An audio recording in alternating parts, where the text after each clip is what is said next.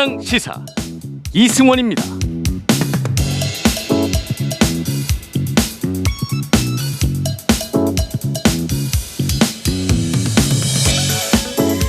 미국 유명 정치학자 로버트 달은요, 경제 민주주의를 위한 서원에서 이런 말을 했습니다. 극심한 경제적 불평등 속에서 민주주의란 그저 형식에 지나지 않는다. 그런가 하면 노벨 경제학상을 수상한 폴 크루그먼은 이런 얘기를 합니다. 경제적 양극화 때문에 정치적 대립이 격화되는 것이 아니라 정치적 대립 때문에 경제적 양극화가 커진다. 쉽게 말해서 잘못된 정치가 불평등을 더욱 양산한다는 뜻이겠죠. 내일 투표 날입니다. 이번 투표는 내년 대선까지 가는 여정이 될 겁니다. 어느 쪽이 경제적 불평등을 그나마 해소시킬 의지를 갖고 있는지 결정해야 하는 순간이기도 합니다. 안녕하세요. 명랑시사 이승원입니다.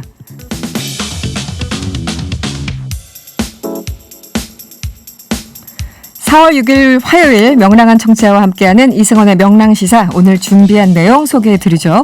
먼저 명랑 인터뷰에서는 코로나19 현재 상황과 함께 4차 유행 우려에 대해서 전문가 의견 들어보도록 하겠습니다. 또 뉴스 원정대에서는 내일로 다가온 4.7 보궐선거, 마지막 선거운동 현장의 목소리와 속속 드러나고 있는 노원구 세모녀 살인사건 피의자 김태현의 범행까지 자세히 알아보도록 하겠습니다. 또 3부에서는 재보궐선거 당일 꼭 지켜야 할 방역수칙, 그리고 주의할 점들 서울시 선관위 연결해서요, 직접 알려드리도록 하겠습니다. 그리고 끝이 아니죠. 꼭 챙겨야 할 경제정보, 경제가 문제, 고란 기자와 함께합니다.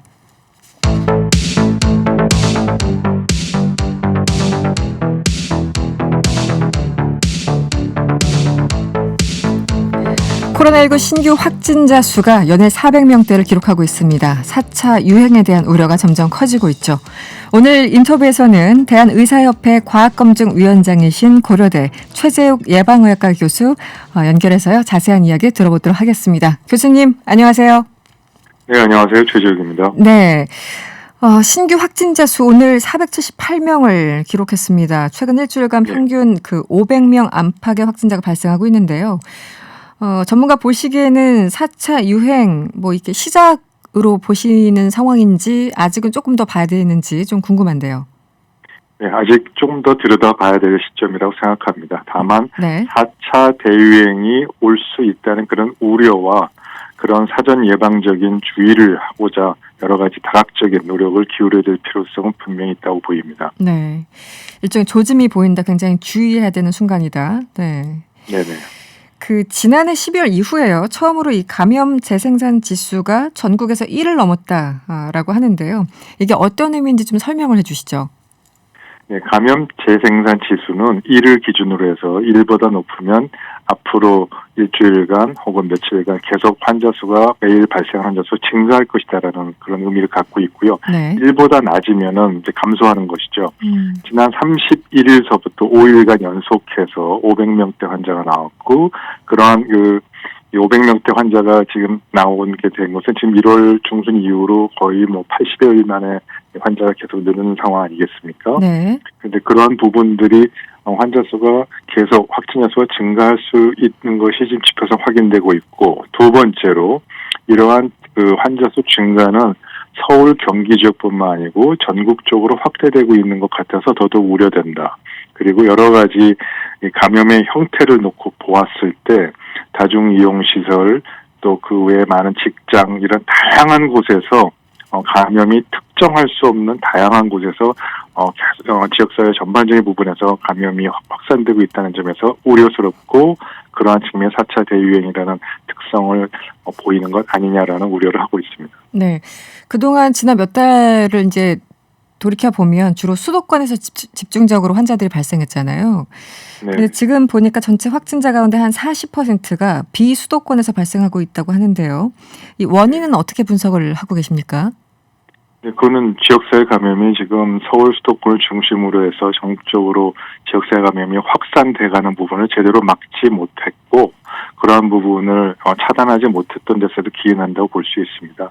아시다시피 지난 11월 말 이후로 지금 감염이 계속 확산돼서 지역사회 감염으로 이제 퍼져갔는데 이게 지역사회 감염은 과거 10월까지는 우리나라에서 감염의 특성이 집단 감염 아니었습니까? 네네. 특정한 장소 또 특정한 이 집단에서 발생한 그런 집단 감염의 특징하고 지역사회 감염은 완전히 다른 겁니다. 네네. 감염 특성도 다르고 그에 따라서 방역 정책도 달라져야 되고 하는데 그래서 지역사회 감염이 훨씬 위험하기 때문에 그런 지역사회 감염을 적극적으로 통제했어야 되는데 이 부분이 결국 막아내지 못하고 지금 전국적으로 서울 수도권을 중심으로 지역사회 감염이 확대되고 있는 것이 문제다 이렇게 말씀드릴 수 있습니다. 네.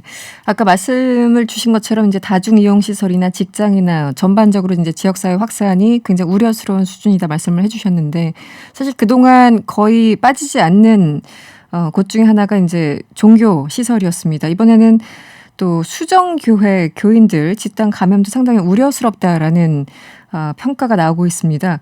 어떻게 전국 각지에 이렇게 전파된 건지 좀 원인은 어떻게 보고 계십니까? 그건 하나의 사례에 불과하고요. 네.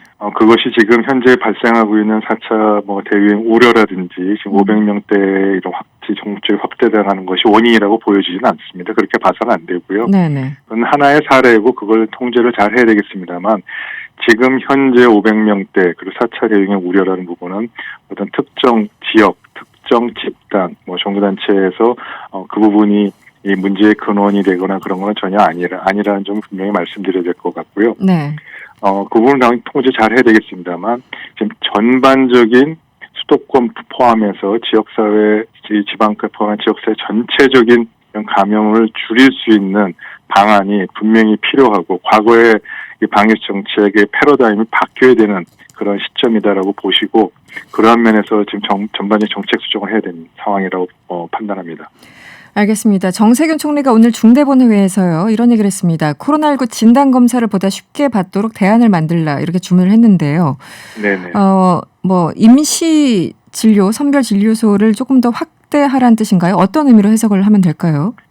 네, 지금 정세균 총리께서 얘기하신 그런 부분이 지금 말씀드린 지역사회 감염이 전반적으로 확대된 것을 대응하기 위한 새로운 패러다임의 하나의 시발점이라고 보실 수 있겠습니다. 네. 좋은 예고요. 물론 지금 지자체에서 하고 있는 익명검사소, 선별진료소를 확대하는 것도 하나의 대안이 될 수 있겠습니다만 그거보다는 지금 감염 전파가 확산되고 있는 이 청년과 중년층, 즉 대부분 직장인들이죠. 네. 이러한 그 사회 활동이 활발한 인구들을 어떻게 여기에서의 무증상 상태에서 감염이 확산되고 있는 부분을 선제적으로 찾을 것이냐. 그러기 위해서는 국민 그 가정 혹은 직장 혹은 학교 이 단체에서 자율적으로 자발적으로 선제적으로 검사를 할 수 있는 시스템을 갖춰 나가자는 게 정세균 총리의 취지라고 말씀드릴 수 있고요. 그런 측면에서 매우 필요하다. 그리고 빨리 그러한 부분이 보완이 돼야 되는 것이 바람직하다고 생각합니다. 이 방역 당국에서는 일반인이 스스로 감염 여부를 확인할 수 있는 자가진단 키트 도입을 검토하고 있다, 논의하고 있다 이런 얘기도 들리는데요. 우리나라에서는 이게 승인받은 자가진단 키트가 있습니까? 아직 그 승인받은 자가진단 키트는 아직 없고요. 네. 승인 과정에 지금 있습니다. 지금 거기까지 나가는 것을 고려해서 검토를 할 필요는 있겠습니다만 그 전에 먼저 해야 될 것이 있습니다.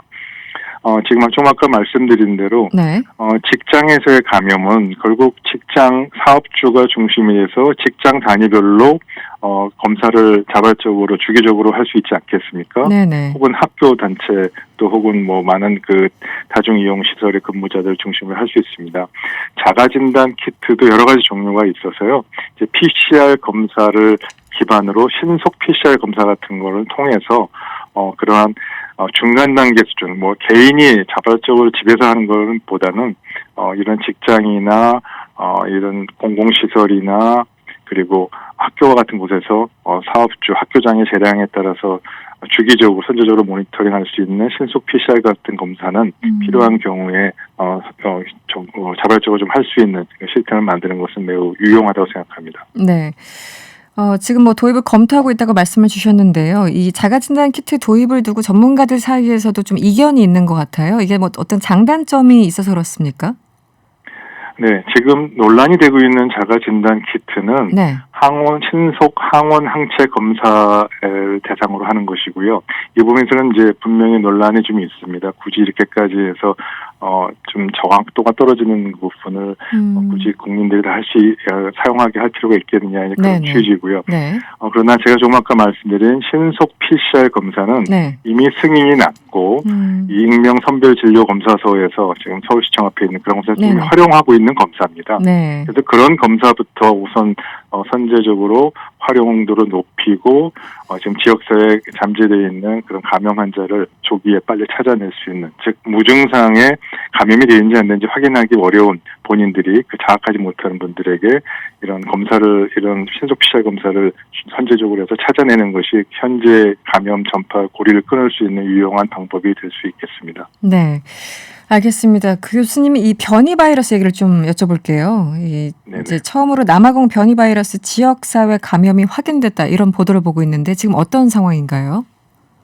네, 지금 이 강서구 지역에서 가족 5분이 감염이 됐는데 그중에 4분이 이제 남아공발 변이 바이러스로 확인이 됐습니다. 아직 방역 당국은 이 남아공 변이 바이러스의 감염 경로가 확정하지는 못하고 있고요. 다만 추정컨대 이미 확인된 그 김포 지역에서의 해외 입국자에서 변이 바이러스 확인된 분에서 아마 전파되지 않았을까 좀 추정만 하고 있습니다만 아직 결과를 확정할 수는 없는 상황입니다. 네. 따라서 변이 바이러스는 아시다시피 감염력 전파력이 기존 바이러스에 비해서 1.7배, 2배 이렇게 높다고 그러지 않습니까? 네네.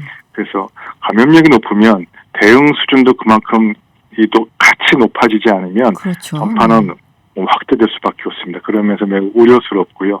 좀 상황을 들여다보면서 이게 지역사회의 첫 번째 사례인 만큼 이 지역사회로 이런 변이 바이러스가 전파되지 않았는지 혹은 전파되지 않도록 하려면 무엇을 해야 되는지를 들여다봐야 될 상황이라고 보입니다. 네. 지금 더 문제는 이제 전파력이 말씀하신 것처럼 1.7배, 2배 이렇게까지 높아지는 그 자체도 문제지만 지금 백신을 맞고 있는데 화이자나 아스트라제네카나 이 백신들 이 남아공발 변이 바이러스에는 힘을 그렇게 쓰지 못한다 이런 얘기가 있거든요. 어떻게 보십니까? 네, 그런 연구 결과들이 지금 실험 결과에 나온 바가 있습니다. 네. 아스트라제네카하고 이 노바백스가 이 남아공발 변이 바이러스의 효과가 거의 20-30% 이상 밖에 안 된다. 그렇게 지금 보고도 있고 화이자, 모더나도 상황에 따라서 이게 연구 결과가 지금 아직 확정되지 않았습니다. 그래서 네. 조금 이 변이 바이러스 효과가 좀 떨어진다는 보고는 있는데 다 실험실에서 연구 결과일 뿐이고요. 네. 전반적으로 이걸 과학적으로 근거와 증거가 어느 정도 효과성이 있는지를 입증할 만한 그 결과는 아직 도출되지 않은 상황입니다. 그래서 좀 기다려 보시는 게 좋을 것 같고요. 조금 더 상황을 들여다보면서 결과들이 나오면 정확하게 말씀드릴 수 있고요. 다만 지금 시점에서 말씀드릴 수 있는 거는 네. 설령 변이 바이러스가 효과를 떨어뜨린다 하더라도 지금의 기술로는 그 새로운 변이 바이러스를 대항할 수 있는 백신은 바로 또 만들 수 있습니다. 크게 시간이 걸리진 않습니다. 네네. 그렇지만 아시다시피 지금 우리가 백신을 확보가 좀 잘 안 된 상황에서 네. 새로운 형태의 또 백신을 또 구해야 되는 그러한 어려움이 있기 때문에 그 점을 고려해서 백신 수급 계획도 다시 점검해 볼 필요는 있을 수 있겠다. 그런 우려는 좀 갖고 있습니다. 알겠습니다. 그 백신 접종 시작한 지 한 40일 정도가 지났습니다. 1차 접종을 받은 사람이 100만 명을 넘었다고 하는데요. 접종률로 따지면 한 2% 정도. 지금 접종 진행 상황은 어떻게 보고 계시나요? 지금 백신 접종이 조금 더 스피드를 내서 네네. 이제 백신 접종이 좀 빨리 하고 또 그래서 궁극적으로 전 국민의 70% 정도가 백신 접종을 해서 집단면이 형성되는 것을 빨리 조기에 하는 것이 좀 필요하다고 보고요. 네. 그러기 위해서 백신 이 확보 그리고 인도, 물량 이런 부분을 빨리 조금이라도 더 빨리 당길 수 있도록 정부와 민간 모든 부분이 총력전을 기울여서 접종을 빨리 스피드 있게 하는 것은 정말 필요한 최고의 정책 과제라고 생각합니다. 알겠습니다. 이 부분도 하나 좀 여쭤볼게요. 내일이요. 이 얀센 백신의 이 국내 허가 여부가 최종적으로 결정되는데요. 얀센의 예방 효과가 한 66% 정도다 이렇게 알려져 있습니다. 이 정도면은 효과가 충분한 건가요? 어떻습니까? 네, 효과가 좀 다른 백신에 비해서 좀 효과율이 떨어지는 것은 사실입니다만, 네. WHO 세계보건기구가 권장하듯이 이 효과가 항체 형성 효과죠. 효과 60% 이상 넘으면은 사용할 것을 권고하고 있기 때문에 지금 얀센 백신도 사용하는데 큰 무리가 없다고 생각합니다. 다만 모든 백신은 장점이 있고 또 단점이 있습니다. 네네. 효과는 떨어지지만 또 안전성은 좋을 수 있기 때문에 얀센 백신도 여러 가지 상황을 고려해서 우리가 이 백신 접종의 대안으로 당연히 생각하고 추진해야 될 거라고 생각합니다. 네. 마지막으로 하나만 더 여쭤보겠습니다. 지금 아스트라제네카 백신 혈전 논란이 계속되고 있는데 예를 들어 영국 보건당국에서는 이 젊은 층의 아스트라제네카 백신 접종을 제한하는 방안을 검토하고 있다. 이런 보도가 나왔습니다. 이 백신과 혈전 발생 간의 어떤 연관성, 상관성 어떻게 보고 계십니까? 네, 결론적으로 아스트라제네카 백신 접종과 이 혈전, 피떡이라고 이제 쉽게 일반 분들이 이해하시는데 혈전 발생과 아직 인과관계는 입증되지 않았고요. 또 영국에서조차 아직 인과관계 여부를 확정하지 못한 상황입니다. 정확하게 그 기사들과 관련 문건을 보시면 당국이 검토를 하고 있는 것은 아니고요. 관련된 많은 이제 전문가들이 영국에서 이러한 혈전 발생의 가능성과 이런 부분에 대해서 우려를 하는 사람들이 좀 증가하기 시작했다. 그 표현이 가장 정확하고요. 네. 그래서 지금 여태까지 영국에서는 7건의 이 혈전 발생 그 사례가 있었고, 그래서 그런 걸 고려해서 젊은 층에게는 굳이 예방접종 효과도 많지 않은데 혈전 이런 부분이 필요하면은 좀 이제 제한을 30세 미만 해야 되지 않는가라는 걸 검토해보자라는 전문가 의견이 이제 한두 번씩 나오고 있는 상황이라고 보여지고요. 네. 아직 이거에 대해 과학적으로 입장 표명이나 근거가 명확치 않기 때문에 좀 시간을 갖고 들여다보는 것이 당연히 필요하다고 생각합니다. 네. 가끔 이제 외신 보도가 국내에서는 약간 왜곡돼서 또 오해의 소지가 있을 그런 뉘앙스로 전달되는 경우가 있어서 다시 한번 확인차 여쭤봤습니다. 오늘 말씀 고맙습니다. 네, 감사합니다. 지금까지 고려대의대 예방의학과 최재욱 교수였습니다. 계피어 공장만 있냐? 우리도 있다. 여론조사가 예측하는 서울시장 보궐선거. 정통 B급 로엔드 아마추어 감성의 특집으로 꾸며드릴 명랑시사 이승원입니다. 4.7 재보궐선거 특집. 당선자를 맞춰보살. 어찌 내가 왕이 될 상인가? 초기화 되는 사람이 손막 드는 느낌이 들어. 놀랍다니까. 4월 7일 오후 5시 30분.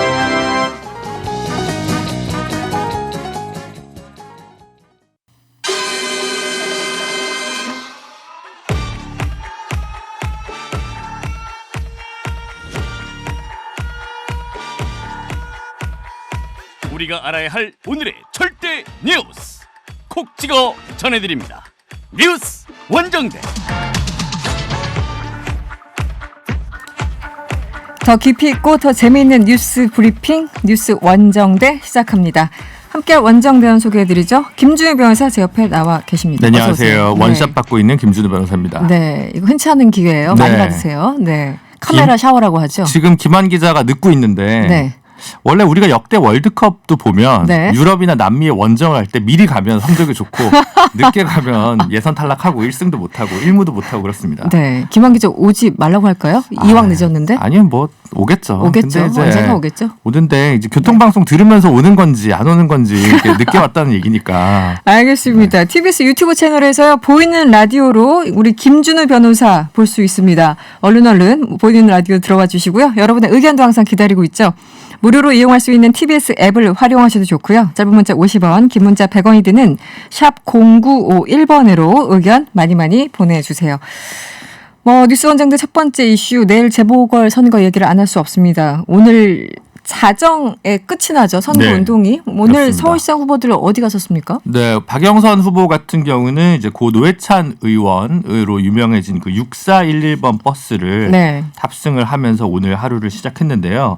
이 버스에서 그 과거에 노회찬 의원이 탔었고 제 지역구기도 했다. 그래서 서울의 새벽을 깨우는 네. 필수 노동자들과 같이 버스를 타면서 이들의 삶이 투명 인간이라는 이야기를 듣지 않도록 제도를 바꾸고 지원할 방법은 없는지 생각해 보겠다라고 이야기를 했습니다. 네. 오세훈 후보는 또 어디로 갔습니까? 강북권 쪽을 좀 공략하는 일정을 잡아서 본인이 네. 지난 총선 때 낙선했던 광진구 자양 사거리 출근 인사를 시작으로 해서 강북권 지역의 9개 구를 쭉 순회 유세를 다닐 계획으로 지금 일정을 수행 중인 것으로 파악됩니다.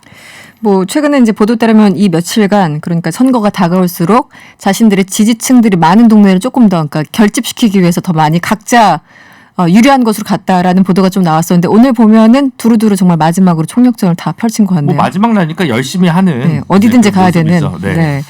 그나저나 지금 6,411번 버스 저도 이제 노회찬 당시 의원께서 버스 타고 거기 이제 계신 분들과 대화하는 그 영상들 여러 번 예전에도 봤습니다만 박영선 후보가 이 버스를 타면서까지 정의당을 향해서 어떻게 보면 이제 지원 요청을 하는 거잖아요.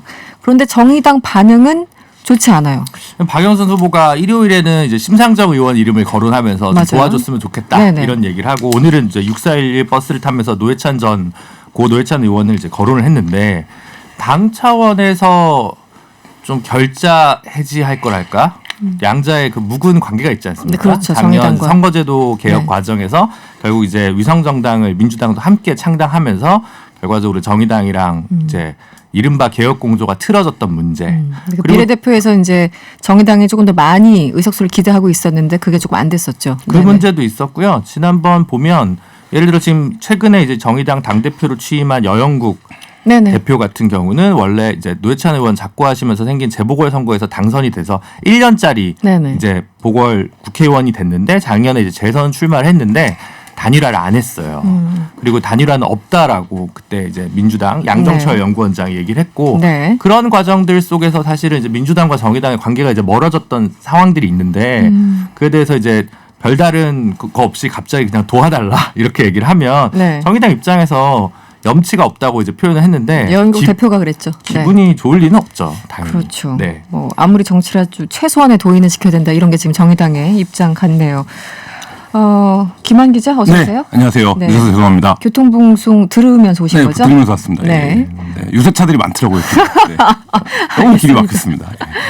오세훈 후보 이슈를 또 보죠. 네. 주호영 원내대표가 2005년 내곡동 땅 측량 당일 오 후보를 목격했다고 주장한 그 식당 주인과 아들 그리고 김어준의 뉴스 공장에 대해서 법적 조치를 시사했는데 어떤 내용인가요? 일단 뭐 사실이 아니라는 거고요. 그러니까 이 진실이 밝혀질 거다 뭐 이렇게 얘기를 하고 제가 이제 오면서 그 라디오를 들으니까 국민의힘 대변인은 이미 뭐 민주당이 고발을 해놨기 때문에 진실은 법정에서 가려질 수밖에 없다 네. 이런 입장인데 근데 사실 이게 좀 늦죠. 만약에 이 의혹이 전혀 뭐 진짜 사실이 아니다라고 하면 보도가 나오거나 혹은 증인이 나오자마자 뭔가 법적 조치를 하는 게 바로 당일날 기본적으로 이제 그런 경우. 정치권에서 대응하는 수순인데 네. 그리고 선거 때는 원래 이제 고소고발이 난무를 합니다. 그래서 뭐 조금만 불리하면 이제 고소고발 일단 하고 시작하는 건데 네. 사실 이제 이 보도와 관련해서는 계속 공방을 가다가 이제 뭐 오늘 선거 그 운동 마지막 날인데 오늘에서 이제 고발을 시사하는 발언을 했는데 아직 뭐 고발을 하진 않은 거고요. 그러니까 이제 이거는 선거 기간에 전형적으로 있는 이제 방어 책인 것 같고요. 다만 이제 국민의힘이 이거를 좀 생각해 볼 필요가 있을 것 같아요. 그러니까 왜 여기까지 왔는가? 왜 이번 선거가 생태탕 선거가 됐는가에 네네. 보면 오세훈 후보가 애초에 내곡동 땅을 모른다라고 했다가 네. 만약에 그 땅, 그러니까 계속 의혹이 제기되니까 내 마음속에는 그 땅이 없다라는 얘기도 굉장히 문학적인 표현을 하시고 네. 한 명이라도 양심 선언을 하면 사퇴하겠다라고 해서 스스로 좀 판을 키워왔거든요. 네네. 그러니까 이제 당연히 상대 경쟁당 입장에서는 그 부분이 그 한 명만 증인이라 나오면 사퇴하겠다고 본인이 얘기를 한 거니까 물고 늘어지게 된 거고 네. 그러고 나서 이제 TV 토론에서 기억 앞에 겸손해야 된다라고 해서 사실상 이제 정치인이 이런 표현을 쓰는 건 인정을 하는 이제 뉘앙스였는데 네. 그래서 여기까지 이 문제, 그러니까 예를 들면 그게 처가 땅이고 오세훈 후보가 해명을 하는 내용들이 있지 않습니까? 뭐 30년 전에 이미 그 받은 땅이고, 네, 상속받은 땅이죠. 지분은 네. 8분의 1뿐이고, 그러면 자기가 처음부터 그 진솔하게 얘기를 했으면 됐는데 오히려 뭐 셀프 보상, 그 다음에 이해 충돌 이런 부분들에 대한 어떤 두려움 때문이었는지 말이 본인이 이제 말을 꼬이면서 선거가 여기까지 오게 된 측면 좀 안타깝게 생각합니다. 법적으로는 만약에 이 식당 주인과 아들의 경우 만약에 이거 진실이 아니라면 어떤 문제가 되는 걸까요? 이제 허위사실 적시에 의한 명예훼손죄로 네. 처벌이 이제 되는 것이고요. 그런데 지금 고소를 안 했어요, 오세훈 후보가. 그러니까 거기서 진짜 뭔가 있는 거 아니야?라고 반대편에서 충분히 뭐 생각을 할 수밖에 없는 상황이긴 한 것 같습니다. 그러니까 지금 상황은 오히려 오세훈 후보가 거짓말을 하고 있다고 민주당 측에서 고소 고발장을 지금 접수를 한 상황이고 네. 그렇다면 이제 언젠가는 결국 본인이 뭐 소환돼서 출두를 해가지고 얘기를 하든 뭐 그런 상황이 있을 것 같습니다. 일반적인 선거판에서 명예훼손은 마지막에 선거 끝나면 서로 쌍방 고소고발을 취하거나 뭐 합의서를 써주거나 이렇게 정리가 되는데 이거는 그러기에는 너무 사이즈가 커져서 그리고 오세훈 후보가 내년에도 어떤 선거든 나오지 않겠습니까? 서울시장 선거가 됐든 대선이 됐든 네. 그런 걸 생각하면 이 문제는 선거 결과와 상관없이 계속 좀 살아있는 쟁점으로 남아있을 수밖에 없을 것 같다. 그런 것 같습니다. 이 선거를 하루 앞두고 마지막 이제 선거 유세 때 각 당의 주요 인사들이 예측을 하고 지금 우리가 유리하다 뭐 다 따라왔다 여러 가지 얘기를 하지 않습니까? 각 당 지도부 내일 승부를 어떻게 예측을 지금 하고 있나요? 뭐 당연히 각 당 다 우리가 이긴다고 네. 얘기를 하는 거죠. 근데 그렇죠. 이제 조금 설명하는 논리들이 다른데요. 그러니까 네. 민주당은 한 3월 29일, 30일 기점으로 해서 바닥 민심이 이른바 이제 좀 바뀌었다. 네. 그러면서 이제 인물론으로 쟁점이 넘어오면서 오세훈 후보가 서울시장이 돼서는 안 된다라는 어떤 그 정서가 강해졌다. 그렇기 때문에 격차가 꽤 났었는데, 그러니까 근데 그 격차가 여론조사가 공표되던 시절의 최대치였기 때문에 거기서는 상당히 좁혀졌고 누가 이기던 이제 3% 이내의 승부다. 네. 이게 이제 민주당 쪽의 기본적인 설명이고요. 3%. 네, 국민의힘은 다르게 얘기합니다. 그러니까 어쨌든 그 사전 투표가 높았던 것도 애당초 이제 투표를 할 생각이 없었던 사람들이 이 정부와 여당을 좀 한번 혼내줘야겠다라는 심리로 나왔기 때문에 그리고 이제 90%가 넘는 사람들이 이미 투표할 마음을 정했다라고 이제 얘기를 응답을 했던 조사들을 근거로 해서 뭐 10% 이상 오늘 주영 대표는 15%까지 얘기를 했더라고요. 그래서 넉넉하게 이긴다 이게 이제 국민의힘의 주장입니다. 김종우 위원장은 한 5, 6%포인트 정도 얘기를 했던 것 같은데요. 네. 우리 또 과거 정치 기억력 좋으신 저도 겸손해져야 이런 김지은 변호사님. 기억력 겸손해지지 마시고요. 네. 이거 여쭤보려고요. 지난 1995년 그러니까 민선 시대 개막 이후에 서울시장 선거가 그동안 8번 있었다고 하네요. 8번. 그렇죠. 처음에는 이름이 외자여만 당선되던 시절이 있었습니다. 조순 이렇게. 고건 이렇게 하다가 이제 이명박 대통령이 한번 당선이 되고 오세훈 시장 2번, 박원순 시장 3번 이렇게 쭉 당선이 됐었죠. 그러니까 재보궐까지 합쳐서 8번의 서울시장 선거를 한 거고요. 다 포함해서. 네. 그 중에서 이제 전적이 어떻습니까? 그 보수당 쪽이 이제 그냥 국민의힘 계열이 한나라당 소속이 이제 3번 당선이 됐던 거고 민주당 계열이거나 이제 진보 후보였던 경우가 이제 5번 정도 당선이 됐던 재보궐 것이죠. 합해서. 네, 재보궐 합쳐서. 박원순 시장이 처음 될 때는 무소속이었잖아요. 그렇죠. 그래서 이제 민주당 소속이 아니었기 때문에 그런 말씀을 드린 거고.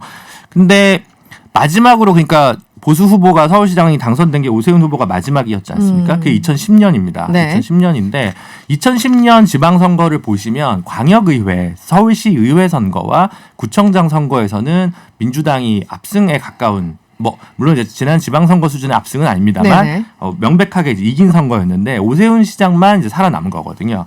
그러면 그 뒤로 11년 재보궐선거, 박원순 시장이 처음 당선된 선거부터 해서 12년 총선 대선, 14년 지방선거, 또 16년 총선, 17년 대선, 18년 지방선거, 20년 총선까지 10년 동안 거의 8번의 서울 선거에서 민주당이 다 이겼어요. 그런 좋은 밭에서 어쨌든 열세를 면하고 있다는 게 민주당으로서는 황당하기도 하고 얼마나 지금 분노나 뭐 이런 것들이 좀 적지 않다. 실망감이 적지 않은가라는 생각이 좀 들고 민주당이 제일 선거를 망했던 게 말하자면 2006년, 7년, 8년인데 그 당시 기준으로 보면 국민의힘 그러니까 한나라당 뭐 그쪽 새누리당 후보가 갑자기 표를 많이 얻은 게 아니라 민주당이 원래 얻었던 표보다 훨씬 줄어든 표가 되게 상징적이었던 거거든요. 그러니까 실망감 때문에 투표장에 오지 않은 유권자들이 많았던 거고. 투표를 안 하는. 그 부분과 관련해서 어떻게 할 것인가. 그러니까 부동층이니 유동층이냐기보다는 기존 지지층의 표를 다시 투표장으로 불러일으켜 세울 수 있을 것인가 없을 것인가가 민주당의 과제라고 할 수 있겠죠. 알겠습니다. 그 선거에서 이제 역할을 하는 곳이 중앙선거관리위원회인데 국민의힘이 유독 또 반발하고 있어요. 선관위가 여당의 선대위로 전락했다 이렇게 항의하고 있는데요. 어떤 이유가 가장 큰 건가요? 뭐 투표 동료 현수막에 이제 내로남불, 위선, 무능이라는 표현이 특정 정당을 연상케 한다라고 해서 금지한다라는 입장을 발표하고 이것이 이제 그 국민의힘 입장에서는 이게 뭐 하는 거냐 네네. 이렇게 당연히 생각할 수밖에 없는 건데 저는 선관위가 교묘한 액슨인가 이런 생각도 드는 게 그런 사실 부분이 이제 있죠. 선거 네. 국면에서의 정책 공방이라는 거는 사실 네. 어느 정도의 그러니까 더 높은 수준의 표현을 인정해 줄 수밖에 없는 거잖아요. 근데 거기서 특정 표현, 그러니까 특히 이제 내로남불 같은 경우에는 지난 몇 년간 계속적으로 양당이 써왔던 서로 했던 구호고 얘기잖아요. 그리고 지금 네. 뭐 그런 얘기인데 이게 이제 딱 찍어서 민주당에 불리하다. 그러면 선관위가 보기에 민주당은 내로남불이라는 건지, 그러니까 좀 약간 뭔가 납득, 그러니까 국민의힘이 억울해하는 것도 이해가 가고, 네. 이런 뭐 한데 선관위가 왜 이런 이제 말하자면 우스꽝스러운 결정을 했는지 자체가 좀 이해가 안 가는 측면이 있습니다. 저도 선관위 이번 결정에 좀 대해서 문제가 있다고 네, 생각하고 네. 원래 이제 중앙선거관리위원회도 잊혀지긴 했지만 헌법상 기구거든요. 그렇죠. 상당히 그래서 지위가 있죠. 개헌 네. 얘기 나올 때 큰 의미가 없다고 생각하시는 분들도 있지만 중앙선거위원회로 이름을 바꿔야 된다. 관리라는 그 자체가 아, 좀 문제가 있다. 네네. 뭐 선거를 관리해. 네. 이게 뭔가 좀 이상한 옛 것들이 연상된다는 얘기를 하거든요. 뭔가 네. 문제가 될 것 같으면 다 금지하거나 아니면 소극적으로 빠지거나 이런 게 이제 중선관위에 좀 문제긴 한데 어쨌든 기본적으로 표현의 자유는 허위 사실을 완전히 유포하는 게 아니라면 나머지 의견과 같은 그 입장, 정치적 주장들은 최대한 폭넓게 허용하는 게 맞고 그래서 중앙선거관리위원회가 이런 논란을 자초하는 건 좀 바람직하지 않다고 생각합니다. 네. 알겠습니다. 다음 이슈로 넘어가 보죠. 이 사건 뭐 신상이 공개됐죠. 김태현 이 노원구 새 모녀를 참혹하게 살해한 사건을 좀 들여다보겠습니다. 지금 피의자 신상이 공개됐는데 이 범행 수법을 가지고 이 사이코패스가 아니냐 이런 논란들이 있어요. 오늘 프로파일러가 직접 면담을 했다고 하죠. 네, 어떤 내용인가요? 네. 그 96년생 이제 그 김태현이라는 사람이 이제 특정 여성에 대한 스토킹이나 이제 뭐 교제를 요구하다가 뭐 이제 나중에는 세 모녀를 모두 참혹하게 살해한 사건이잖아요. 네. 그래서 이제 집에 들어가서 살인을 저지르고 나서 뭐 술도 먹고 뭐 이랬다고 밥도 하는 이제 먹고 보도가 했다고 있는데 네. 현재 이제 프로파일러랑 면담을 직접을 해가지고 현재 이제 보도된 바에 따르면 별다로 이렇게 질문을 회피하거나 대답을 거부하지 않고 면담 자체는 순조로운 편이라고 하는 것이고요. 예, 그동안 이제 경찰의 수사 기록에 따르면 뭐 휴대전화나 이런 걸로 범행 수법을 검색했던 정황들이 좀 발견되었다고 합니다.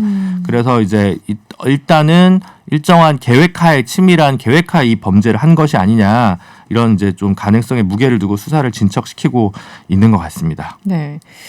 이게 사람을 처음 이렇게 살해한 사람이 이렇게까지 끔찍한 범행을 저지를 수 있을까? 과거에 전력이 없는 것인가? 아직 뭐 다 드러난 건 아닙니다만 어떻게 보십니까?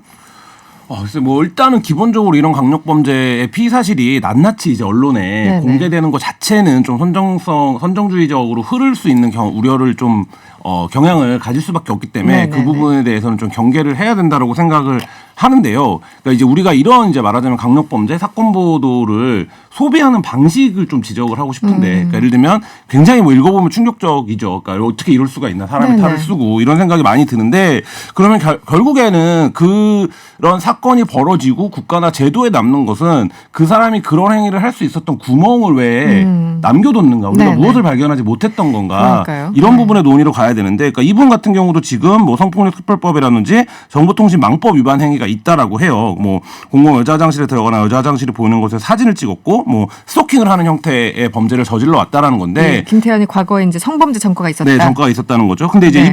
이분도 지금 아직 뭐 확정적으로 범죄를 왜 한 건지 이런 부분이 드러난 건 아니지만 스토킹이라든지 아니면 과도한 집착 뭐 이런 것과 연관이 되어 있다라고 지금 설명이 되고 있는데, 사실 우리 사회가 이 부분에 대한 입법을 이제서야마 시작했을 정도로 그간 이런 사건들이 강력범죄로 이어지는 이제 관문이 되는 경우들이 굉장히 많았는데 많죠. 이런 네. 마음들이, 근데 이제 그거를 예방을 못 해왔는데 막상 이렇게 사건이 터지면 마치 이 사람 하나를 악마화시켜서 하는 태도가 오히려 이런 사건의 구조, 뭐 저변 이런 것들이 이런 사건의 충격에도 불구하고 계속 이제 반복되는 이런 이유가 아닐까라는 생각도 듭니다.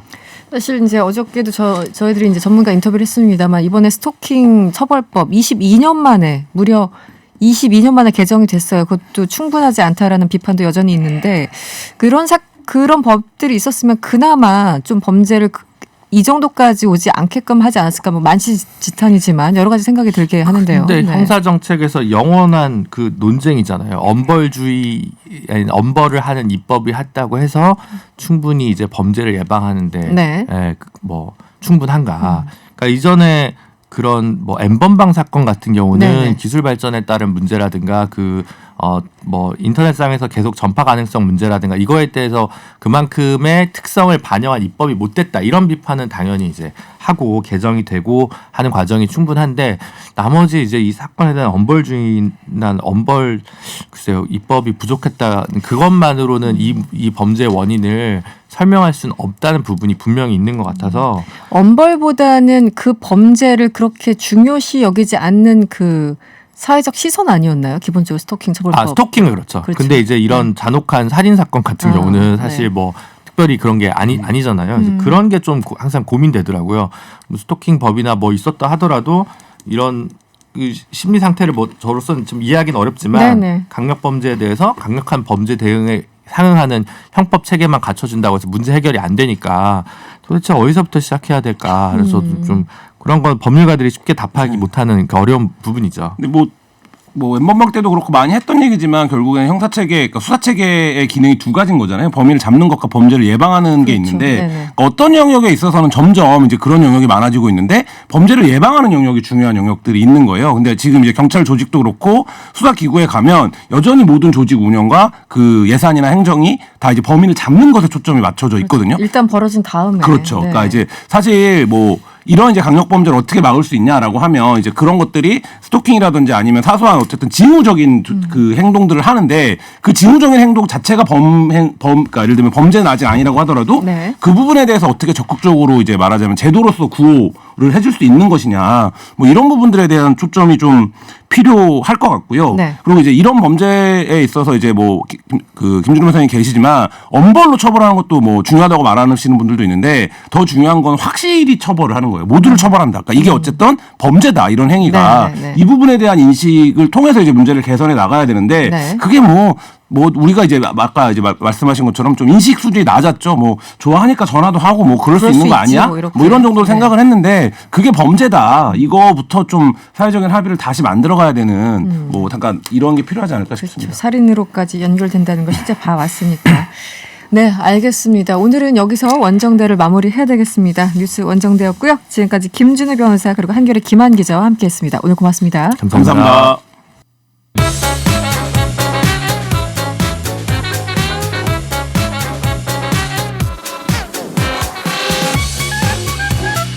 궁금한 뉴스 대신 검색해드립니다. 인간지능 AI 방송인 최영진 씨와 함께합니다. 어서 오세요. 네, 안녕하세요. 검색형진입니다. 네, 오늘도 또 화나는 뉴스 검색해 오셨습니까? 벌써부터 화가 나네요. 오늘 그런 거예요? 네, 어떤 거죠?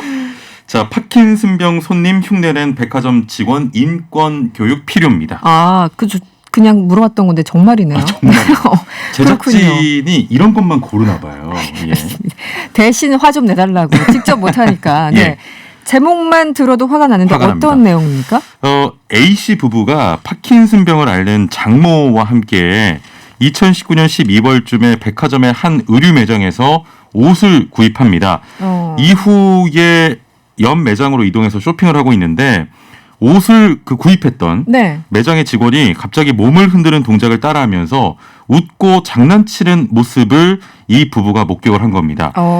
A씨는 장모는 파킨슨병으로 인해 몸을 좌우로 흔드는 신체적 증상을 가지고 있다면서 매장 직원의 이런 언동은 장애인을 비하하는 것이라며 인권위에 진정을 제기했습니다. 네, 그러니까 방금 여기서 옷을 구매하고 나간 그 손님 바로 뒤에서 그렇죠. 그 흉내를 내면서 손님이 조롱했다라는 거네요. 떠나니까 그 손님의 흉내를 낸 거죠. 네. 예.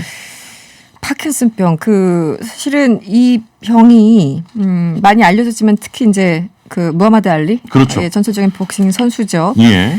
알리도 알았던 질환이잖아요. 그렇습니다. 나비처럼 날아서 벌처럼 쏘겠다는 말로 유명한 전설의 복싱 선수 무하마드 알리를 쓰러뜨렸던 질병인데요. 맞습니다. 네. 이 파킨슨병은요. 치매 다음으로 흔한 대표적인 퇴행성 뇌 질환입니다. 네. 뇌에는 여러 가지 신경 전달 물질이 있는데 그 중에서 좀 신체 운동에 꼭 필요한 도파민이란 네. 그 신경 전달 물질이 있습니다. 네. 이 도파민을 분비하는 신경세포가 원인 모르게 서서히 소실돼가는 질환으로 몸이 느리게 움직인다거나 떨림 증상, 근육 강직 등의 증상이 나타나는데요. 손과 팔에 경련이 일어나고 보행이 좀 어려워지는 질병입니다. 발생 빈도는 인구 1000명당 1명 내지 2명 정도로 알려져 있고요. 네. 60세 이상의 노령층에서는 약 1%, 65세 이상에서는 약 2% 정도가 이 파킨슨병을 앓고 있습니다. 2%. 네. 예. 이 백화점 직원이 이 손님이 어떤 동작을 따라 했다는 건데 문제가 된 직원은 뭐라고 반응이 있었습니까? 그럼요. 네. 이 직원은 인권위 조사에서 피해자의 행동을 흉내내지 않았다고 반박을 했는데요. 네. 이 직원이 이렇게 말합니다. 피해자가 옷을 구입하고 나간 직후에 일주일 전에 오랫동안 옷을 고르면서 가격을 할인해달라고 하는 등 본인을 좀 힘들게 했던 고객이 그때 당시에 사갔던 코트를 반품해달라는 요청이 와서 네. 이로 인한 스트레스를 토로하면서 그 몸으로 과하게 표현했던 것 같다. 이렇게 해명을 했습니다. 그러면서 우리 어머니도 장애인 1급이어서 장애인을 비웃고 조롱했다는 말을 듣는 순간 좀 뒤통수를 맞은 기분이었다. 네. 진정인과 통화를 할 수 있었더라면 같은 아픔을 가진 자식끼리 오해도 풀어드릴 수 있었을 텐데 소통을 좀 거부해서 안타깝다고 말했습니다. 한마디로 좀 자기만의 통화하면서, 어떤 스트레스의 표현이었다고 밝힌 겁니다. 그러니까 조롱은 아니었다. 이렇게 반박을 하고 인정을 안 한 건데 예. 뭐 어떻게 보면 해명을 한 건데 인권위 그렇습니다. 판단은 어땠습니까? 인권위가 CCTV를 확인한 결과 네. 이 직원의 소명은 사실과 다르다고 판단을 했습니다. 네네. 당시 직원은요, 그 피해자를 힐끗 쳐다보고 고개를 돌린 뒤에 갑자기 허리를 비스듬히 구부리고 양팔을 들고 몸을 좌우로 흔들며 매장 안쪽으로 좀 두세 걸음 이동한 것으로 조사가 됐고요. 네. 인권위는 당시 그 직원이 파킨슨병을 앓고 있는 고객을 따라했다고 본 건데요. 네네. 피해자를 쳐다본 직후 갑자기 흉내내는 행동을 시작하면서 또 피해자와 딸을 의식하듯이 뒤돌아보다가 또 멈췄다고 해요. 피해자와 관련 없는 환불 때문이라는 주장은 받아들이기 어렵다 이렇게 지적했습니다. 그냥 스트레스 표현이었으면 옆에 누가 있던 간에 신경을 안 쓰고 했을 텐데 전혀 이제 소명과 다르다. 그렇죠. 판단을 한 거군요. 그러니까 쳐다보고 멈췄대요. 멈추고 예, 하는. 알겠습니다. 그래서 결과적으로는 어떻게 됐습니까? 네, 인권위는 오늘 백화점 의류매장 직원에게 장애인 인권에 관한 특별교육 수강을 권고했다고 밝혔는데요. 네네. 자, 인권위는 피해자의 장애로 인한 행동 특성을 공개적인 장소에서 흉내낸 행위는 비록 피해자를 면전에 두고 한 행위가 아니라고 하더라도 근처에서 이를 목격한 피해자에게 상처와 모욕감을 줬을 뿐 아니라 자기 비하, 부정을 야기하는 등 장애인의 인간으로서의 존엄과 가치를 침해할 수 있는 행동이었다며 법에서 금지하고 있는 장애인 차별 행위라고 강조했습니다. 네. 누리꾼들도 인권이 권고로 끝날 문제가 아니라 고소를 해야 하는 것 아니냐. 잘못 인정하고 빨리 사과해야지 끝까지 부인하고 변명하고 있네. 인생사 돌고 돈다. 힘든 사람 함부로 하면 더 힘들어질 것이다. 라며 댓글을 남기면서 분노를 했습니다. 그렇죠. 누군가를 조롱하는 행동 없어야겠죠. 네. 정말 뭐 인생을 길게 살진 않았지만 남한테 잘못하게 못되게 보면 돌아와요. 반드시. 돌아옵니다. 네. 예. 착하게 살아야 됩니다. 5330번님 저런 행동 해놓고 부끄럽지도 않을까요? 얼마나 못난 인성이만 저런 짓을 할까요? 이렇게 분노의 문자가 함께 와 있습니다. 네. 네. 오늘 말씀 여기까지 드릴게요. 지금까지 방송인 최영진 씨와 함께했습니다. 오늘 고맙습니다. 예, 선거 끝나면 좀 기쁜 소식으로 돌아오도록 하겠습니다. 저도 기대를 하겠습니다. 고맙습니다. 네, 최영진이었습니다. 감사합니다. 네, 1, 2분 여기까지고요. 잠시 후 3부에서는 내일 선거 때 꼭 지켜야 할 방역 수칙, 주의점 알아보도록 하고요. 또 고란 기자와 함께하는 경제가 문제도 준비되어 있습니다. 잠시 후 3부에서 뵙겠습니다.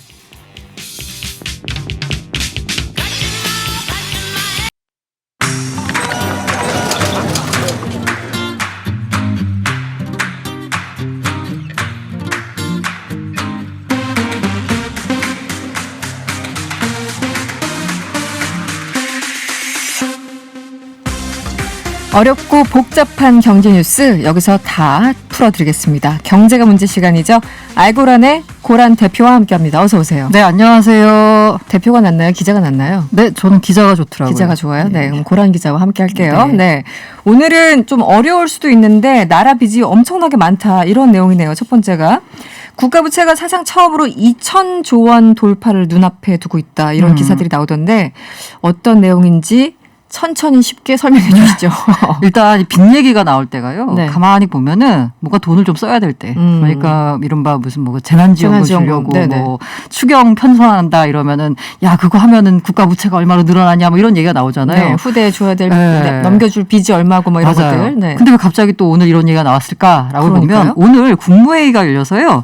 2020 회계년도 국가결산 보고서 이걸 심의 의결했습니다. 아, 그래서 나왔군요. 네, 네. 이 국가결산 보고서가요. 이 국가재정법이라는 게 있어서 감사원 결산 검사 거쳐가지고 5월 말까지 국회에 제출해야 됩니다. 네. 그야말로 1년 동안 우리 이렇게 썼어요라고 이 이른바 이제 그 기업들 같은 경우에도 네네. 회계법인 감사 받잖아요. 그렇죠. 정부 같은 경우 이제 감사원 이제 감사 받아가지고 최종적으로 제출하는 겁니다. 지난 1년 동안 우리 예산 네. 살림을 이렇게 썼다. 이렇게 이 보고를 일종의 하는. 뭐 기업으로 보자면 사업 보고서 내는 거 약간 그러네요. 그런 느낌이라고 생각하시면 될 것 같아요. 네. 그래서 그러니까 딱 이제 재무제표가 이른바 딱 공개가 된 거죠. 네. 봤더니 국가 부채가 사상 처음으로 2,000조 원에 육박한다.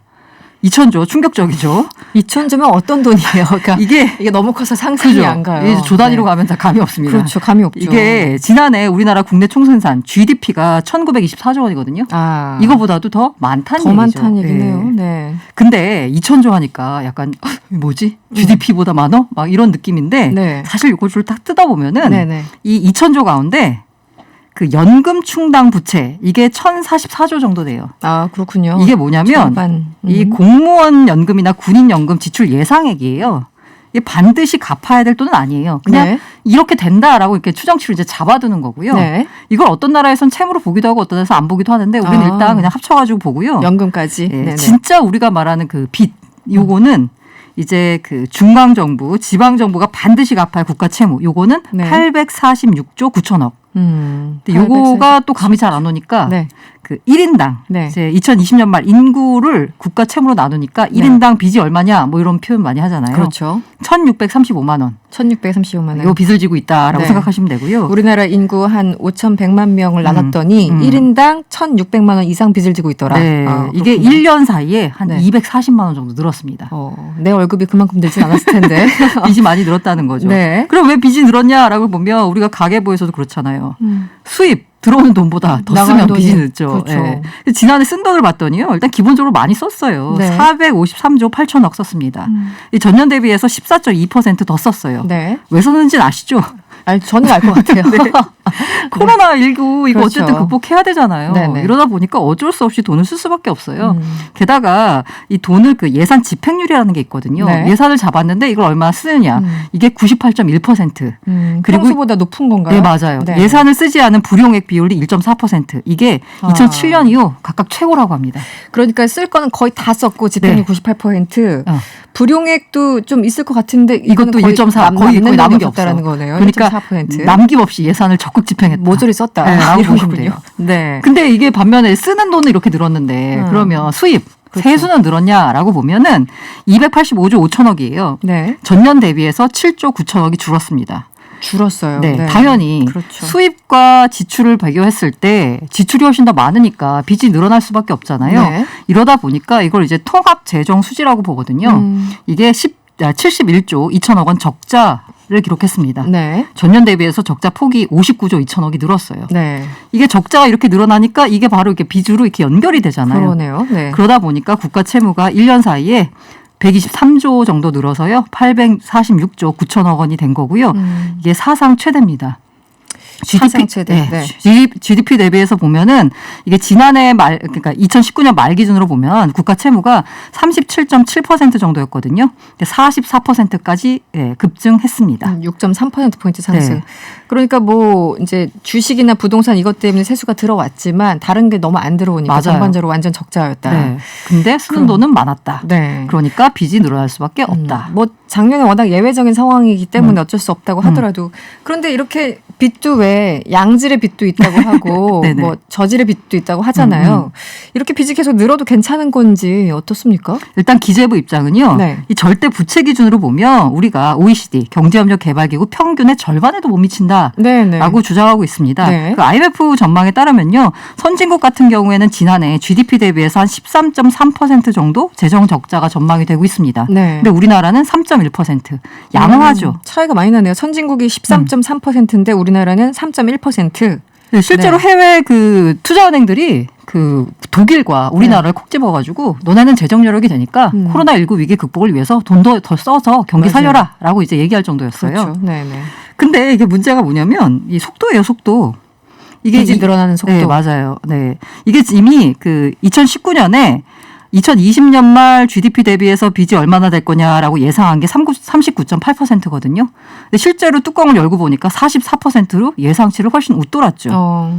네. 네. 그리고 2023년에 아마 우리나라의 그 국가 채무가 나라빚이 GDP의 한 46.4% 정도 될 거라고 예상했거든요. 네. 그런데 코로나19 극복을 위해서 돈을 많이 쓰다 보니까 이게 지금 현재 상황에서는 2023년에는 54.6% 정도 될 것 같다.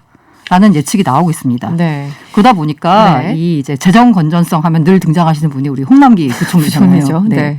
국가 채무 비중은 어느 나라보다 건전하고 여력이 있지만 늘어나는 속도나 이게 또 너무 늘어나면 네네. 국가 신용도에 영향을 미치거든요. 아. 이거 고려해야 된다라고 계속 강조하면서요. 혹시라도 야 재난지원금 지급해야 되는데 왜 자꾸 부총리가 발목을 잡아? 라고 의문을 가지시는 분들은 네. 이분 입장에서는 재정 건전성을 걱정할 수밖에 없다라는 겁니다.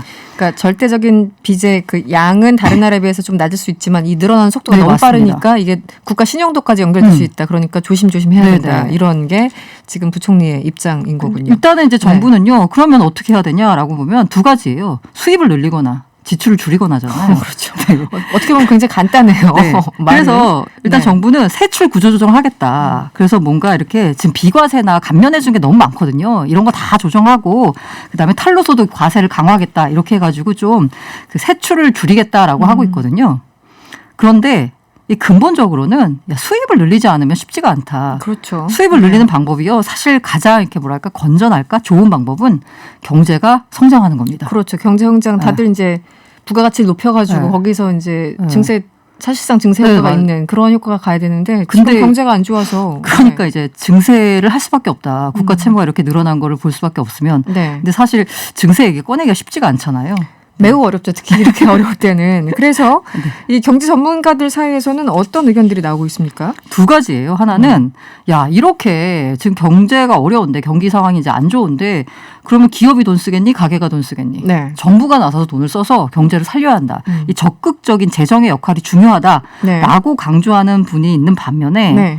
반대분들은 사실 이게 투자를 해가지고 뭔가 이 효율성 측면에서 봤을 때는요.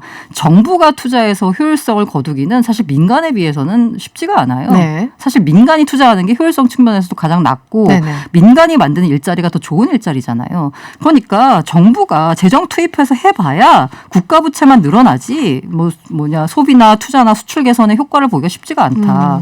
그런 상황에서 건전성만 나빠지니까 오히려 신용도에 영향을 미치면 우리가 돈 빌려오는 그 이자만 늘어나고 네네. 별로 좋지 않다라고 이제 얘기하는 쪽이 약간 맞서고 있어요. 네. 지금 현재 상황에서는 뭐 기재부의 입장도 그렇고 어쨌든 지금 급한 거잖아요. 코로나19 위기 극복 대응이.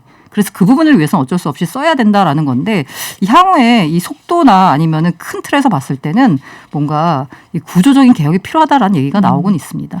뭐 효율성만해서 이제 민간이 기업이 투자하면 좋다라는 얘기는 100% 동의하는데 지금 기업이 여력이 없으니까 코로나 시대에 어디 뭐 투자하기도 뭐 하고 공장 짓기도 뭐 하고 그러니까 이럴 때 그냥 국가란 무엇인가 또 이렇게 되는 거잖아요.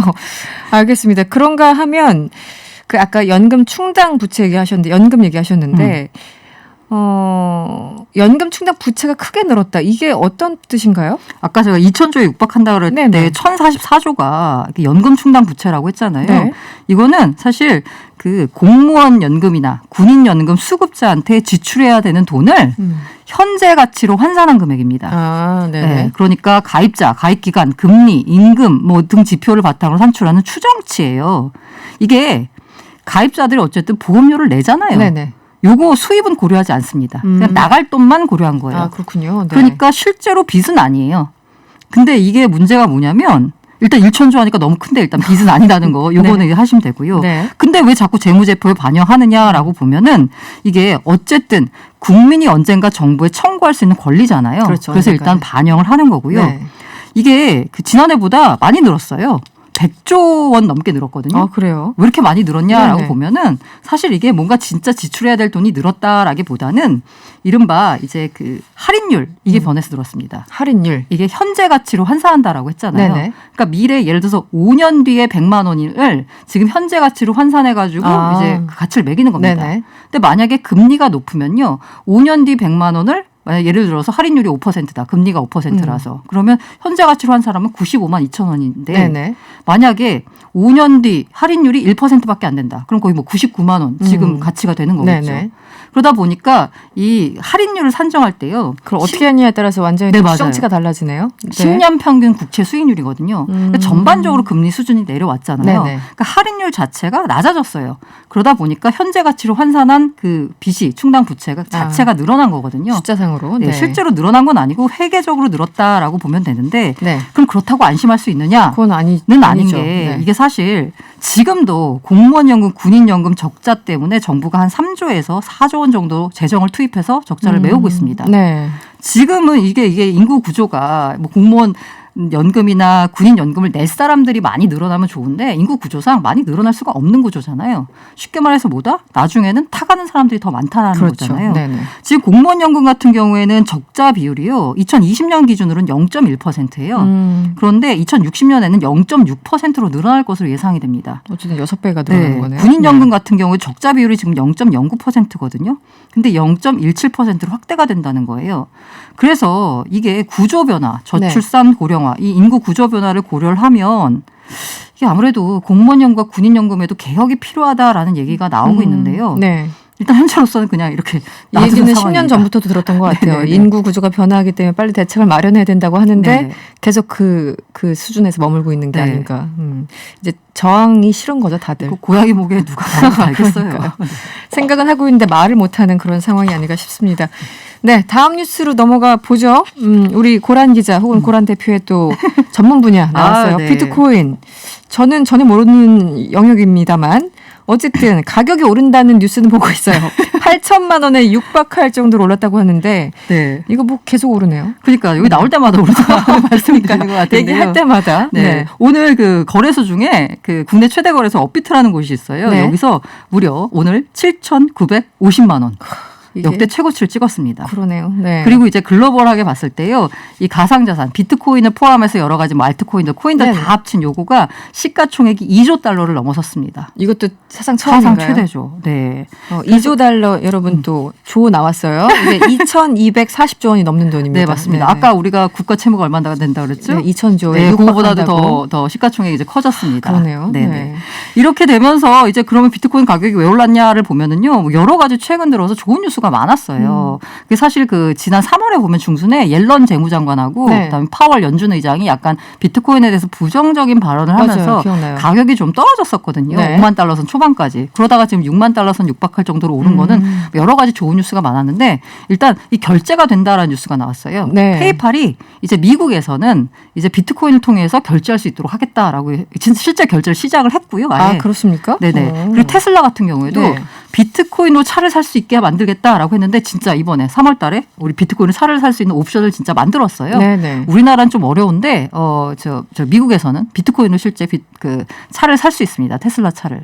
비트코인으로 살 수 있을지도 몰라가 아니었습니까? 그때 몰라였는데 네. 그게 2월 상황이었거든요. 3월에 짠 살 수 있어. 아, 살 수 있어도 한 달 사이 바뀐 겁니까? 게다가 이제 제가 거기까지 몰랐네요. 네. 테슬라 같은 경우에 그 약간 그 비트코인을 일단 받으면 그게 만약 가격 변동 위험성 때문에 바로 매도를 하면 현금화할 수 있잖아요. 네네. 근데 테슬라가 우리 비트코인 안 판다라고 했어요. 그 결제 계속 금액으로 쥐고 받는 있겠다. 거. 그 얘기는 네. 뭐다? 앞으로 유망하다. 전망을 좋게 보는 거잖아요. 네. 두 번째로 이제 기관들이 비트코인을 적극적으로 받아들이기 시작했습니다. 이 모건 스탠리 같은 경우에요. 20만 달러 이상의 이제 연소득이 있는 약간 부자들, 네. 부자 고객들한테 비트코인 펀드 판매를 이제 권유해도 좋다라고 본사 차원에서 지침이 내려왔고요. 네. 그 골드만삭스 역시 네. 그 이른바 우리로 치면은 그 PB 고객 있잖아요. 네네. 그 VIP 고객들한테 네. 비트코인 투자 서비스를 제공하겠다라고 했어요. 이런 식으로 이제 기관들이 급속하게 이제 이 비트코인 매수에 뛰어들고 있습니다. 받아들인다라는 거는 어떤 의미일까요? 네. 이제 앞으로 안정성이나 뭐 이런 뭐 어떤 확장성에 대해서 좀 감이 오고 있어. 일단 투자 측면에서요. 투자할 가치가 있는 자산이다. 그 고객들한테 추천한다는 얘기는 이게 만약에 가격이 급락해가지고 고객들의 손실이 커지면 이 회사 자체 명성에 금이 가잖아요. 그렇죠. 네. 게다가 이게 길게 보면은 고객들 거기서 돈 빼줘. 나한테 이런 상품을 추천을 해? 그러니까요. 라고 하면서. 근데 네. 이게 2018년만 해도 절대 추천하지 말라라고 했거든요. 네. 그런데 이게 2021년에 와서 상황이 바뀌어서 고객들한테 추천해도 된다. 인플레이션 해지를 원하는 고객들한테는 비트코인 상품을 권유해도 좋다라고 본사 차원에서 얘기를 한 거니까. 위상이 완전히 달라진 맞아요. 거네요. 게다가 이제 그 3억 5천만 달러. 그러니까 한 4천억 정도라서 규모가 그렇게 많이 크진 않은데 네. 뉴질랜드의 퇴직연금 기금을 운용하는 곳이 지난해 우리가 전체 운용자산의 5%를 비트코인에 투자했다라고 밝혔어요. 그래요? 네. 그러니까 이걸 보니까 발표하진 않았지만 연기금이나 국부펀드 같은 경우에도 비트코인에 투자하는 곳들이 있다라는 얘기가 지금 시장에서 흘러나오고 있습니다. 드러나진 않았지만. 네네네. 그렇군요. 실제로 이 이제 기관들 비트코인 매수 업무를 대행해주는 업체가 있거든요. 거기 대표가 자기들 고객들 가운데서도 연기금이나 국부펀드가 있다라고 말했어요. 근데 이제 구체적으로 이제 밝히면 안 되니까 네. 적실하진 않았는데. 그리고 이제 그 수급 측면에서 보자면요. 네.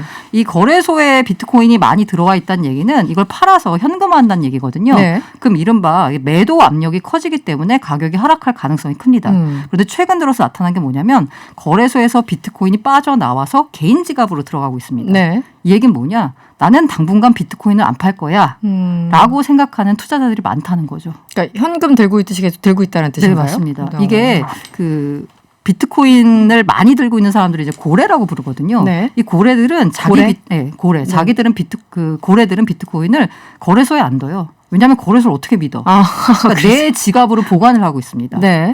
그러다가 팔 일이 생기면 이제 거래소로 보내서 팔거든요. 네. 그런데 거래소에서 비트코인을 빼서 내 지갑으로 옮긴다는 얘기는 안 팔겠다라는 그렇군요. 거죠. 네. 흐름이 완전 좀 바뀌는 느낌이네요. 네, 맞습니다. 특히 이제 테슬라부터 시작을 해서. 알겠습니다. 그런데 이 얘기도 예전에 좀 한 것 같은데 국내에선 유난히 뭐 여러 가지 코인도 사실 종류가 굉장히 많은데 비트코인이 유난히 비싸게 거래된다. 이게 이유가 뭐였죠? 이른바 이제 김치 프리미엄이라고 2017년, 18년에 아마 많이 들어볼 수 있는데요. 네. 이게 원래 가격이라고 하는 게 일물일가설. 하나의 가격은 하나의 물건은 하나의 가격이 돼야 되는 거잖아요. 네네.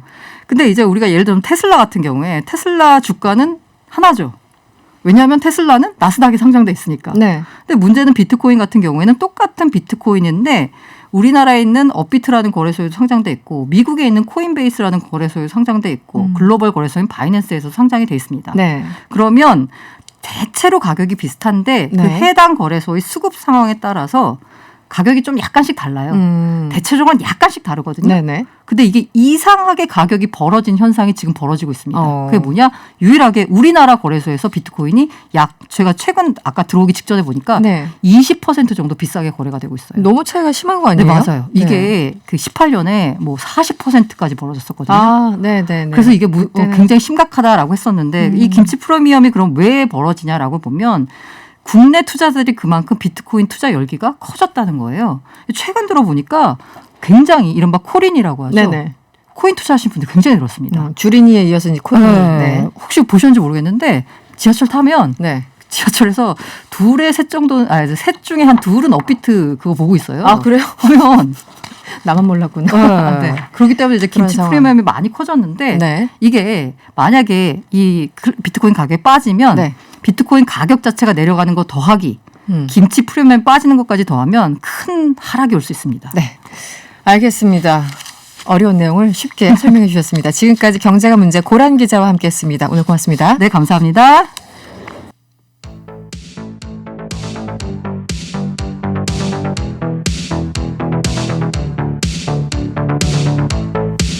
내일 4.7 재보궐선거 결전의 날입니다. 누가 당선되고 누가 패배하느냐 물론 중요하죠. 하지만 코로나19 방역 지침도 역시 중요합니다. 그래서요. 오늘 서울시 선거관리위원회 노재철 홍보 담당관과 이야기 나눠보도록 하겠습니다. 안녕하세요. 예, 안녕하세요. 네, 내일 선거 준비로 아주 바쁘실 텐데 뭐 이미 뭐 사전투표가 있긴 했습니다만 보통 선거 전날 선관위에서는 어떤 준비를 하십니까? 예, 각 구위원회에서는 투표 당일 사용할 투표용지를 동선거관리위원회로 이송하였고 또 동위원회에서는 투표용지를 잠근 장치가 되어 있는 장소에 보관을 합니다. 네. 그리고 오늘 오후 6시 정도까지 각 투표소를 설치하고 방역 작업을 실시합니다. 그리고 이제 구 선거관리위원회에서는 네. 개표소의 장비와 물품을 최종적으로 점검하고 있습니다. 네. 사전투표 준비와 본투표 준비가 많이 다른가요? 어떤가요? 사전투표 준비와 본투표 준비는 크게 다르진 않습니다. 네. 이제 사전투표의 경우는 투표용지를 발급기를 통해서 발급을 하지만 네. 본투표의 경우에는 투표용지가 이미 인쇄되어 있고요. 그 차가. 투표용지를 사용하게 됩니다. 예. 그렇군요. 알겠습니다. 사실 지난해 이제 팬데믹 코로나19가 시작되면서 굉장히 어수선한 상황이었는데도 불구하고 무사히 총선을 치렀습니다. 이번에도 역시 방역 굉장히 신경을 쓰실 텐데요. 어떻게 준비를 하고 계십니까? 저희가 유권자분들께서 뭐 마스크 쓰기, 거리두기 지키기, 그리고 손 소독을 하시고 비닐장갑 착용하기 등 투표소 방역 지침을 잘 준수해 주시면 네. 특별한 문제 없이 투표가 잘 마무리될 것 같습니다. 네. 지금 이제 코로나 때문에 여러 가지 신경 쓸 부분들이 많이 있으실 것 같은데요. 이 투표소 입구에서 저는 이제 사전 투표를 했는데 체온을 측정을 하더라고요. 이번에도. 예. 근데 체온을 측정을 했는데 37.5도가 넘는다던가 뭐 호흡기 증상이 있으면 어떻게 투표를 못 하게 됩니까? 어떻게 되나요? 아닙니다. 체온 측정에서 37.5도가 넘거나 호흡기 증상이 있게 되면 투표를 못 하는 건 아니고요. 마스크를 미착용한 선거인이나 아니면 지금 말씀드린 37.5도 이상이거나 호흡기 증상이 있으신 분들은 네. 투표소 입구 등에 별도로 마련된 임시 기표소에서 투표를 하실 수 있습니다. 현장에 있는 임시 기표소에서. 예, 맞습니다. 네. 그리고 지금 자가격리 중인 분들도 계시잖아요. 네. 예, 있습니다. 이분들은 어떻게 투표를 하게 되는 건가요? 발열이나 또는 호흡기 증상이 없는 자가격리자가 투표 참여 의사를 밝힌 경우에는 지방자치단체 전담 공무원의 안내에 따라서 자신의 자동차나 아니면 다른 사람과의 접촉을 최소화하면서 걸어서 오후 8시 전까지 투표소에 도착하셔서 네. 별도의 장소에 대기를 하시게 됩니다. 네. 그리고 나서 이제 다른 선거인의 투표를 모두 마친 8시 이후 임시 기표소로 이동하셔서 발열 체크를 하고 손소독, 비닐장갑을 착용한 후에 순서대로 투표를 하시게 됩니다. 네. 투표 자체에 대해서 조금 질문을 드릴게요. 일단 뭐 투표 많이 해보셨겠지만 내일 투표소에 꼭 챙겨가실 것이 있다면 어떤 건지, 그리고 예를 들어 지갑을 분실했을 때, 한마디로 신분증이 없을 때는 어떻게 할 것인지 여러 가지 좀 기술적인 부분을 설명을 해주시죠. 내일 이제 투표소로 오실 때 네. 투표 안내문이나 중앙선거관리위원회 홈페이지에 내 투표소 찾기를 통해서 본인의 투표소 위치를 꼭 확인하신 후에 네. 주민등록증, 여권, 운전면허증 등의 신분증을 지참하셔서 마스크를 쓰시고 투표소로 오시면 됩니다. 네.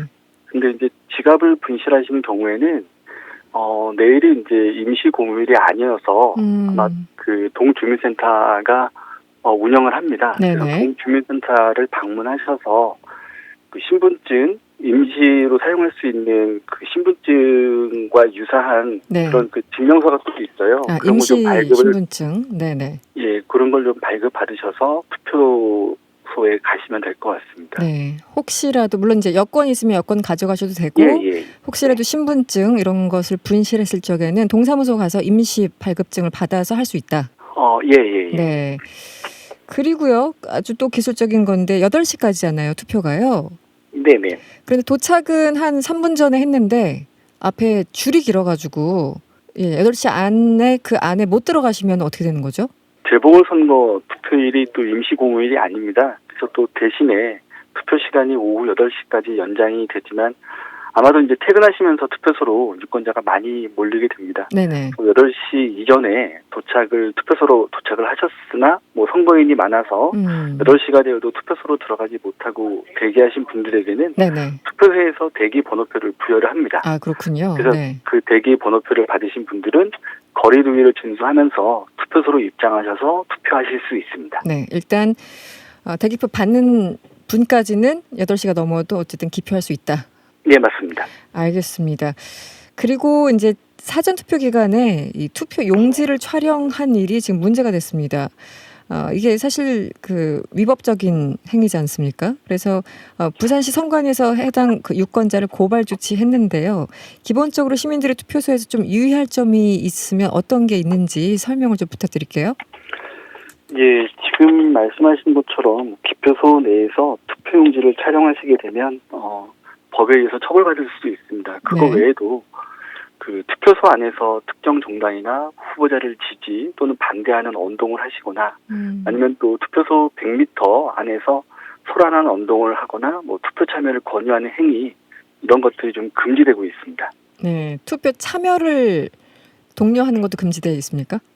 예, 투표소에서 100m 안에서 하시면 안 됩니다. 아, 그렇군요. 그러니까 투표하세요 예. 소리도 100m 밖에서는 할 수 있고 안에서 못한다. 예, 그렇습니다. 아, 그렇군요. 역시 투표하지 마세요도 마찬가지겠네요. 그러니까 이제 투표 참여를 위해서 그렇게 좀 말씀을 하시다 보면 네. 아무래도 좀 소란스러워지고 해서 그런 부분 때문에 투표소에서 한 100m 떨어진 곳에서 네. 허용이 됩니다. 예. 알겠습니다. 마지막으로 내일 투표장으로 나오실 국민분들께 당부의 말씀 있으시면 좀 전해주시죠. 내일 투표에서도 좀 신분증을 꼭 준비해 주시고 마스크를 착용하셔서 지정된 투표소로 가주시고 또 거리두기 지키기, 체온 측정하고 손 소독을 하시고 비닐장갑을 착용하는 등 투표소 대국민 방역 수칙을 꼭 준수하셔서 투표에 임해 주시길 부탁드리겠습니다. 네, 오늘 말씀 고맙습니다. 예, 감사합니다. 지금까지 서울시 선관위 노재철 홍보 담당관이었습니다. 네, 저희들이 준비한 내용은 여기까지입니다. 내일은요 조금 다르게 진행됩니다. 재보궐선거 특집으로 명랑시사도 30분 일찍 여러분을 찾아갑니다. 이른바 당선자를 맞춰보살. 5시 반부터 7시까지 방송되는데요. 많은 분들이 굉장히 놀라운 비주얼로 여러분을 기다리고 있을 테니까요. 많은 기대해 주시고요. 내일은 5시 반부터 저와 함께 하시죠. 지금까지 이승원이었습니다.